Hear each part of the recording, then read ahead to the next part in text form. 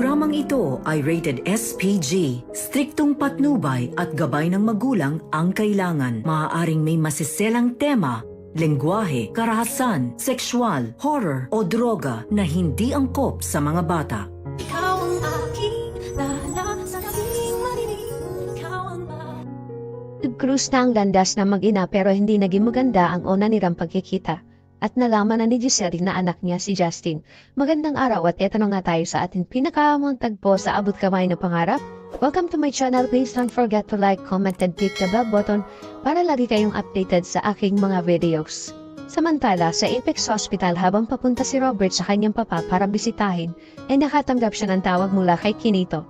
Sinagot naman agad ito ni Robert at sinabi, "Oh Kinito." Naitanong ni Kinito kung kasama niya si Ma'am Giselle niya. Ipinagtaka naman ito ni Robert kung bakit niya hinahanap si Giselle. Sabi niya hindi. Bakit? Sabi ni Kinito na may kailangan lang siyang malaman. Ikinagulat ni Robert ang sinabi na malaman? Tungkol saan? Sabi ni Kinito, "Doc RJ, mas maganda kung si Ma'am Giselle muna ang makausap ko." Sabi ni Robert, "Come on Kinito, you can tell me, kapatid naman niya ako eh." Sabi ni Kinito na tungkol po sa anak ni Ma'am Giselle. Nagtaka si Robert sa sinabi ni Kinito, "Anak? Di ba matagal nang patay ang anak ni Ate Giselle?" Sabi ni Kinito, "No, Doc RJ, hindi po. Buhay ang anak ni Ma'am Giselle. Yan po ang pinahanap sa akin ng papa mo dito sa US at nakita ko na sila at nakausap. Na-confirm ko na po na buhay ang anak ni Ma'am Giselle. Ang totoo nga po ay andyan sila sa Pilipinas dahil umuwi sila dahil nabalitaan nila ang nangyari kay Don Pepe. Baka nga po binibisita na nila si Don Pepe nang hindi nyo nalalaman.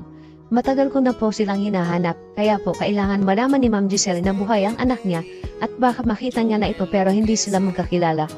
Hindi makapagsalita si Robert sa nalaman niya kay Kinito at sinabi niya, "Sige Kinito, salamat. Pupuntahan ko si ate at sasabihin ko ito sa kanya." Agad na ibinaba ni Robert ang tawag ni Kinito at dali-dali niyang hinanap si Giselle. Samantala, nagkaharap na ang mag-inang Giselle at Justin pero hindi ito naging maganda dahil nag-away sila at nagkasakitan sila. Galit na galit si Giselle kay Justin nang sampanin siya nito at halos matumba si Giselle kaya binalikan niya si Justin at sinabi nung walang hiya ka, "Ang kapal ng mukha mo na sampalin ako sa sarili kong hospital." At tinanong nito ni Giselle kung sino ka bang talaga. "Akala mo papayag ako na bastusin mo ako dito?" Kaya hinatak niya si Justin at kinaladkad ni Giselle at sinabihan niya na lumayas ka dito sa hospital ko. Habang hinahatak niya si Justin ay sinasabihan niya na ito na hindi ako papayag na bastusin mo ako sa sarili kong teritoryo. Habang si Justin naman ay nagpupumiglas pagkakahawak sa kanya ni Giselle at sinabi na bitawan mo ako. Habang si Annalyn ay inaawat niya ang tita Giselle niya. Itinulak ni Giselle si Justin at natumba ito at sa sobrang galit ni Giselle ay sinabihan niya ito na hindi ka talaga pinalaki na maayos ng magulang mo. At bigla naman dumating ang lalaki na si Eric at nakita niya ang ginawa nito kay Justin. Kaya tinawag niya si Giselle at napatingin naman ito at ikinagulat niya na makita niya ang lalaki. Sabi ni Eric kay Giselle, "Huwag mong sasaktan ang anak mo." Ikinabigla naman ni Giselle ang sinabi nito at bigla niyang nasabi ang pangalan na Eric. Nagulat naman si Justin na makita niya ang tatay niya at bigla itong napatayo. Natulala ang lahat sa nasaksiyan nila. Napatingin si Annalyn kay Giselle, habang si Giselle naman ay ikinabigla ang sinabi ni Eric at napatingin kay Justin. At si Justin naman ay galit na napatingin sa tatay niya. Samantala sa bahay ni Lynette at Carlos, binisita siya ni Doc Denise para matulungan si Lynette sa nararanasan niyang trauma. Dahil natatakot na si Lynette at iniisip niya na mamamatay na siya. Ipinaliwanag ni Lynette kay Denise ang nararamdaman niya na naglalagas ang mga buhok niya. Dahil naglagas din ang buhok niya nung nagkasakit siya ng cancer. Hindi kaya bumalik ang sakit ko? Tapos lagi siyang kinakabahan at pakiramdam niya na palaging may mananakit sa kanya. Kaya tinanong niya si Denise kung normal ba ang nararamdaman niya dahil natatakot na si Lynette at iniisip niya na baka nasisiraan na siya ng ulo. Sabi ni Denise, "Hindi. Dala lang yan ang nararanasan mong trauma. At kung bakit nagdalagas ang buhok mo ay dala din ng stress at pag-iisip mo. Siguro kulang ka din sa tulog dahil pakiramdam mo ay lagi kang nakatakot. Pero kailangan natin magsagawa sa iyo ng laboratory test para malaman natin kung bumalik ang sakit mo. Ipahinga mo muna yan at huwag ka na muna mag-isip ng kung ano-ano. Bakit hindi kayo magbakasyon ni Carlos para malibang ka at hindi mo maisip ang mga nangyari sa'yo?" Umayag naman si Lynette sa gustong mangyari ng this at sasabihin niya ito kay Carlos. Kaya nagpasalamat naman si Lynette kay Denise kahit papano ay gumaan ang pakiramdam niya.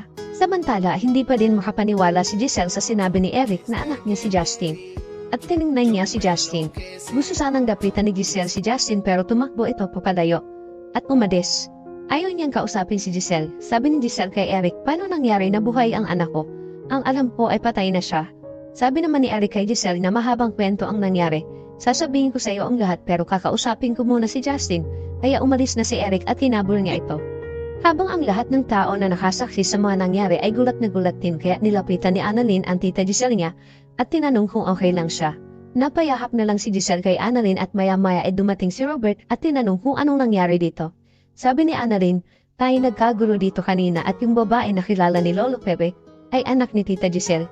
Buhay ang anak ni Tita Giselle at nagkaharap na sila. Ikinagulat naman ito ni Robert. Sabi ni Robert kay Giselle, ate, tumawag sa akin si Kinito at sinabi niya na buhay nga ang anak mo.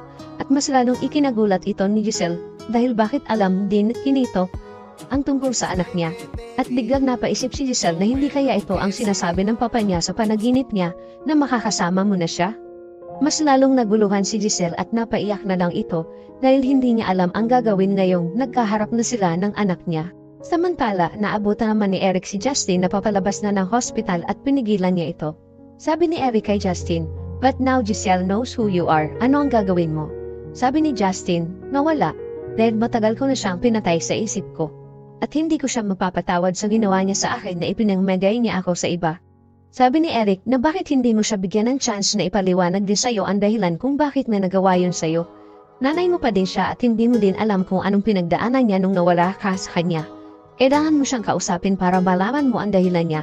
Pag-isipan mo ang sinasabi ko sa'yo at hindi kita pipilitin kung ano ang desisyon mo. Pero nagmatigas si Justin at sinabi na hindi ko siya mapapatawad at bigla itong umalis na umiiyak. Samantala, dahil sa mga hindi magandang nangyayari kay Lynette ay nagbakasyon sila ni Annalyn papuntang Japan para maglibang si Lynette at maiwasan ang pag-iisip sa trauma na naranasan niya. Tuwang-tuwa si Annalyn na kinukwento kay Doc Dindon na first time nila magkakasama ng nanay niya at unang pagkakataon na sumakay sila ng eroplano. At masayang-masaya si Annalyn at Lynette dahil para silang mga bata na ini-explore ang Japan na magkasama. Natutuwa si Annalyn dahil sabay nila ng nanay niya na nai-experience ang ganito at magkasama pa sila. Tapos ngayon ay nasa Nagoya, Japan na sila. Sabi naman ni Lyndon, kapag narinig mo ang Japan, Doc, anong unang pumapasok sa isip mo? Sabi ni Annalyn, Mount Fuji, at natawa silang dalawa at sinabi ni Doc Lyndon na tama. At habang nag-i-enjoy silang tatlo na magpakain ng mga ducks, ay hindi nila alam ay naandun si Moira sa di kalayuan at may kausap ito sa telepono. Hello, si Moira Tanyang ito. Ibinigay ni Doc Carlos ang number mo sa akin. Saan tayo magkikita? Pupuntahan ko na ang tao mo. At sabay alis nito nang dumating naman sina Annalyn para maghanap ng mauupuan at nakita nila ng bakante ang lamesa na inalisan ni Moira. Nakita ni Annalyn na nakalimutan ng babae ang gloves niya kaya nagpaalam muna siya kay Lynette at Lyndon para habulin ng babae na si Moira at ibigay ang naiwan niyang gloves. Ano ang ginagawa ni Moira sa Japan at sino ang kikitain niya? Magkakaayos pa ba ang mag-inang Giselle at Justin? Yan ang ating pakaabangan dito lang sa Abot Kamay na Pangarap. Pang BBTW at huwag kalimutan mag-subscribe. Maraming salamat po and God bless.